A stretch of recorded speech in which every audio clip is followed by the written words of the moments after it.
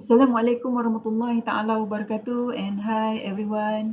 My name is Asmania binti Muhammad Khairi. The topic that my group has chosen is happiness, and the subtopic that I have chosen is gut and happiness. To support my subtopic, I refer to an article with title How Your Gut Shapes Serotonin and Dopamine, which is from a website by the name Tiny Health. And the two main ideas from this article are: number one, the gut produces feel-good chemicals, and number two, the gut-made neurotransmitters communicate with the brain to influence our mood.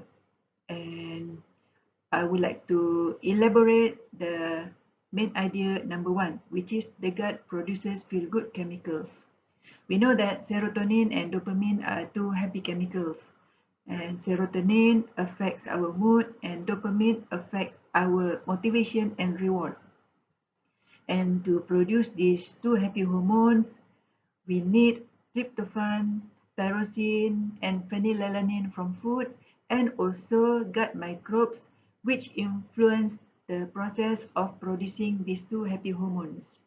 And to support the production of these two happy hormones, it is recommended that we eat food rich in tryptophan and tyrosine, which are prebiotic fibers, which can be found in vegetables and fruits.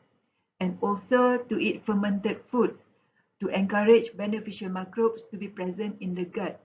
These fermented foods are like tempe, belacan, cincalo, and budu.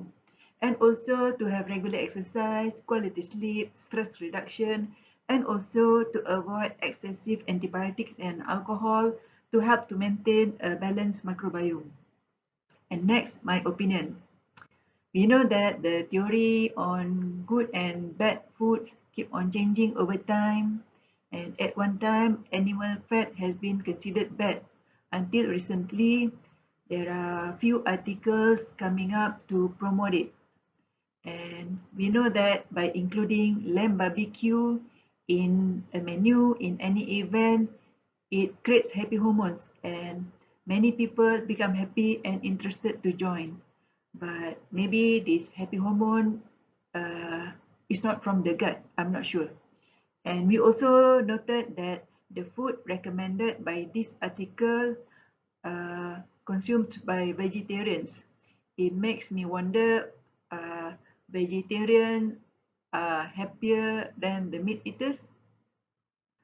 I'm not sure about that. And anyway, the recommended food, which are prebiotic fibers and fermented food, are available locally, so it is easy to integrate them into our menu. So as a conclusion, I believe we can take the idea with a pinch of salt. Anyway, the foods recommended are cheap and available locally, and it is easy for us to put it in our daily menu in our effort to produce happy hormones and hopefully to make us become happy or even happier. That's all from me. Thank you very much.